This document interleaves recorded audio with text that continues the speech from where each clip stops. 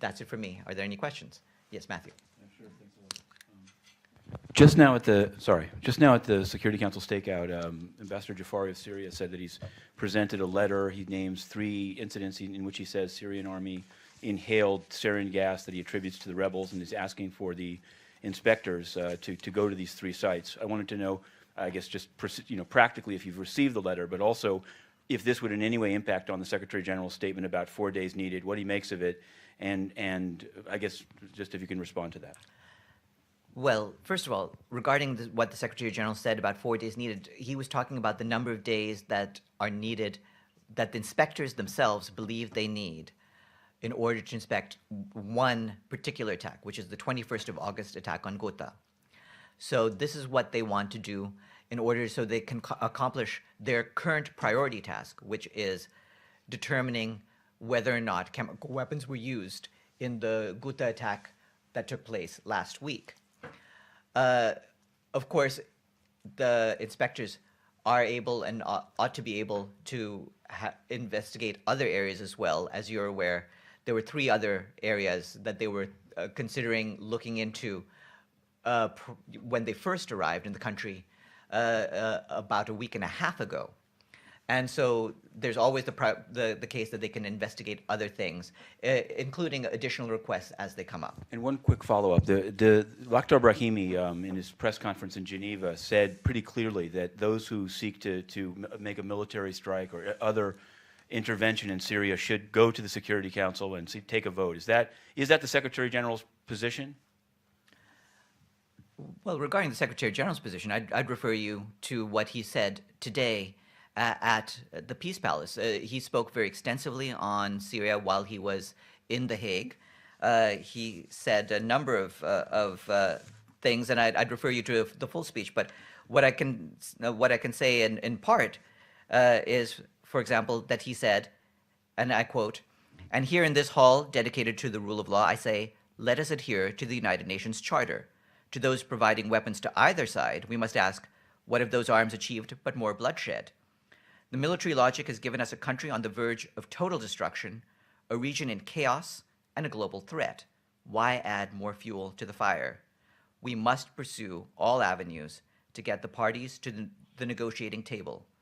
The joint envoy of the United Nations and the Arab League continues his efforts. Most of all, the Security Council of the United Nations must uphold its responsibilities under the Charter, moral and political responsibilities under the Charter of the United Nations." So that's part of what he said. That's what his views are. Yes. Thank you. Yes, Pam.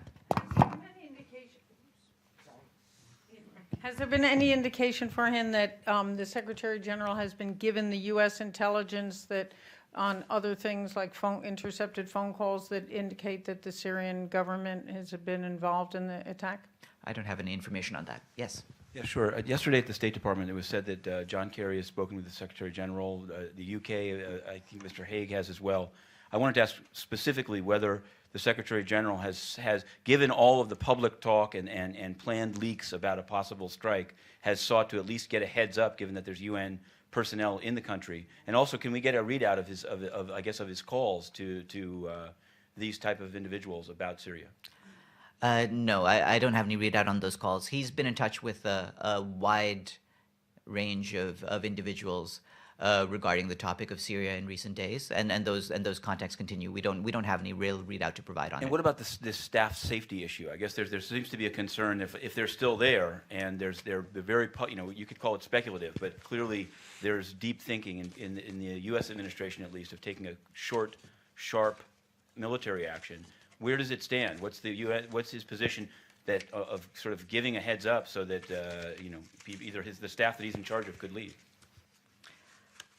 Okay. Well, regarding the issue of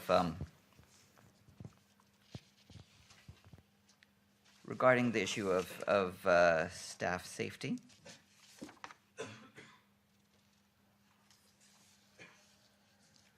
one second.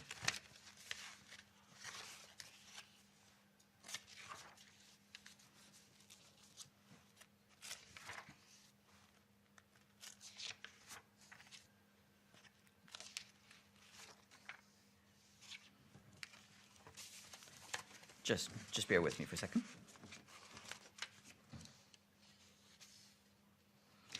The safety and security of the UN mission is of paramount importance.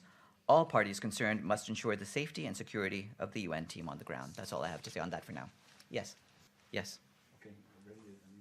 On DRC, is it true that the UN's been using attack helicopters, and can you say which DRC, is the UN supporting FARDC units, or are these two separate military actions? And if they're supporting, can you say which units of FARDC they are? And also, is this an intervention brigade action? Is this the launch, or has it already been launched? Is the Tanzanian, Malawian, and South Africans involved?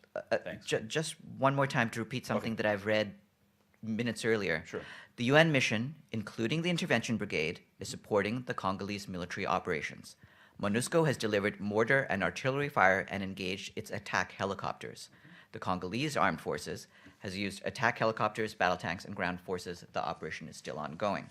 Then my question is which FARDC units the UN is supporting consistent with its human rights due diligence policy, and if these include the 391st and 41st, both implicated in rapes in Minova, and one of them implicated in desecration of corpses. As we've been providing you with information in over the months, we've been continuing with the human rights due diligence policy, including in the DRC, and we continue to do that. We don't, as a normal practice, provide the numbers of battalions that we're giving support to in any specific operation. This is a task as mandated by the Security Council to provide support to the Congolese armed forces. But these are two specific battalions that have been named in UN reports as engaged in human rights abuse. And in line with our policy, we have tried to make sure that the Congolese armed forces take action against people who are engaged in violations, and we've provided the details of that to you in recent weeks as well. Yes, yes.